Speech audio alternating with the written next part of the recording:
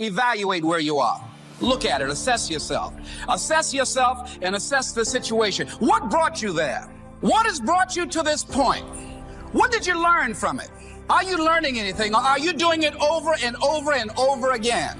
Somebody said that insanity is doing the same thing in the same way, expecting a different outcome. Don't let this year be like last.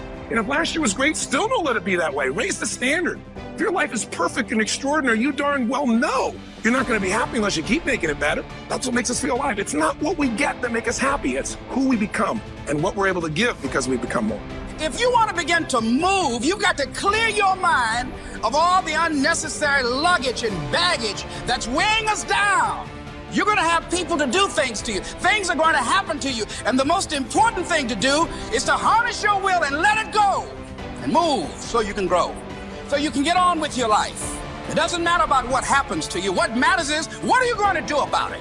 If there's anything that'll shift your life, that'll get you to thrive in a difficult situation, is take some massive action. Try something else. Change it, try it, move it. Progress equals happiness. If you can start to make progress, if you can get yourself going, even if it's not perfect, if it doesn't work, you know what to do. Just change your approach. If that doesn't work, change your approach. So often in life, people don't begin the journey because they're not quite sure what to do, or how to do it right, or how to do it perfect. You want to change your body, get yourself moving. Don't wait for the perfect trainer. Just go out there and move. Put on your shoes and move and get momentum. I'm going to turn this situation around. I'm not going to sit back and moan and cry over what happened and what went wrong and who did what.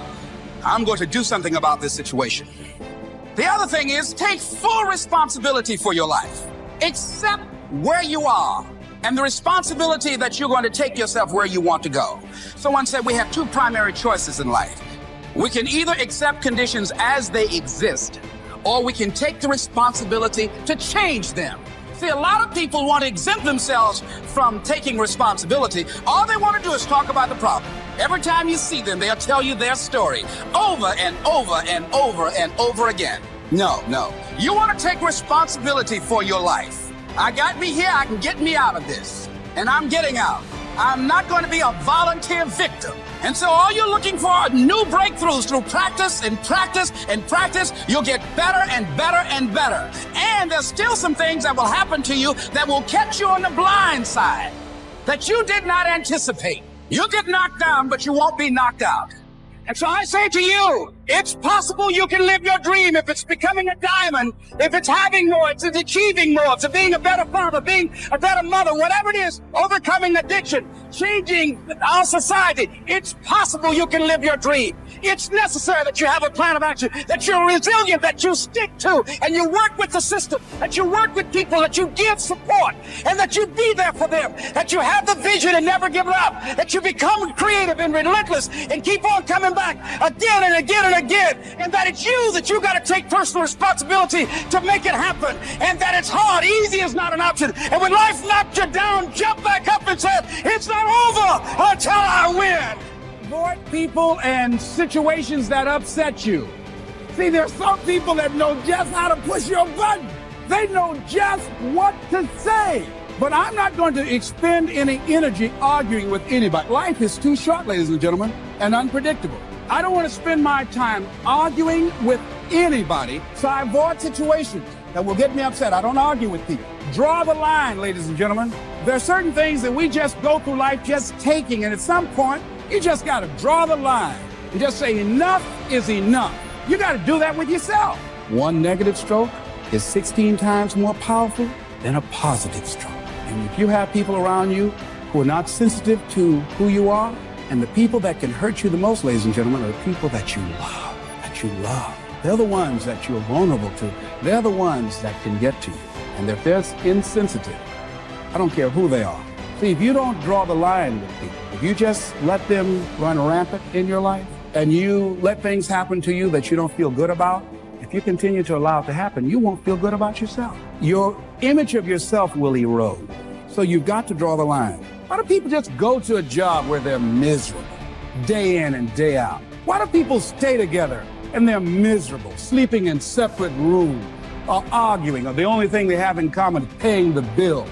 Don't talk, don't communicate, don't share anything together. Day in and day out, as short and unpredictable that life is, being mean to each other. Why do people do that? Known hells are preferable to strange heavens because it's familiar. See, life is rough, ladies and gentlemen. It's rough and it's scary. It's scary growing. It's scary taking a chance. It's scary acting on your intuition, on your guts. It's scary. It's frightening. There are people that are tolerating things right now and they're immobilized by fear. They can see the hammer coming and they're afraid to even move because it's scary.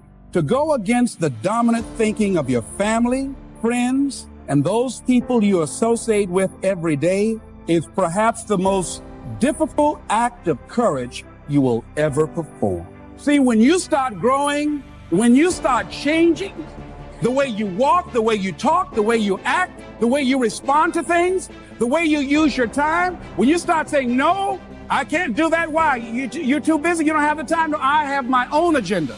So if people can put you on a guilt trip, they will, and use you and abuse you over and over and over again. You got to draw the line. You have to draw the line on them. Don't go through life feeling like you're powerless. Victims are people that are powerless. You're not powerless. You are powerful. You direct the power in your life. Whatever your life is right now, it is a duplication of your consciousness. It's a result of how you have decided to use your power. That's all it is. That's not who you are. That's just a perverted use of your power that you aren't satisfied with. And you've got the power to change that. Wherever you are, how? I don't know. But I know you've got the power to do that. But you don't know what has happened to me. It really doesn't matter what has happened to you. See, the only thing that really matters is what are you going to do about it? That's all that matters. That's all that matters. You can allow it to destroy you, or you can allow it to build you up. We never get to a level where we feel that there's nothing else for us to do, that we've achieved certain number of goals and we figure that we're through. No. You don't want to stay there and celebrate too long like a lot of people do. They do something they consider outstanding. They go around talking about what they used to do. See, let me tell you, I used to do this and I used to do that. Excuse me, used to be's don't make no honey. What are you doing now? You're still here breathing. That means you've got some more to give. Doesn't matter how old you are, doesn't matter about where you are, doesn't matter about what you have, doesn't matter about what you've done.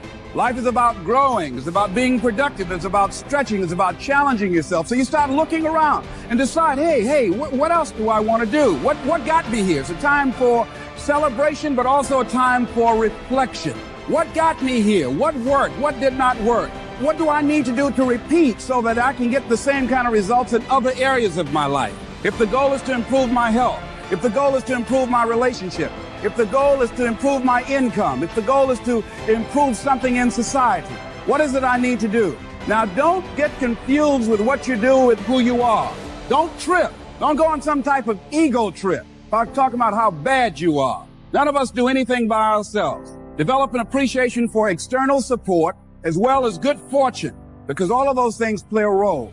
The other thing is, don't go overboard, celebrate. You must meet with triumph and disaster and treat those two imposters just the same. You look at it, hey, I did it. I feel good about that. Now you're moving on to the next thing. Things did not work out the way you wanted them to work out. You didn't produce the results you wanted to produce. Hey, miss that. Win some, you lose some. Next, moving right on. Don't confuse who you are with what you do. And make your mind fertile ground for the seeds of opportunity. Think if you want to experience a sense of fulfillment, you've got to have an open mind so that ideas can come in there and take root and grow.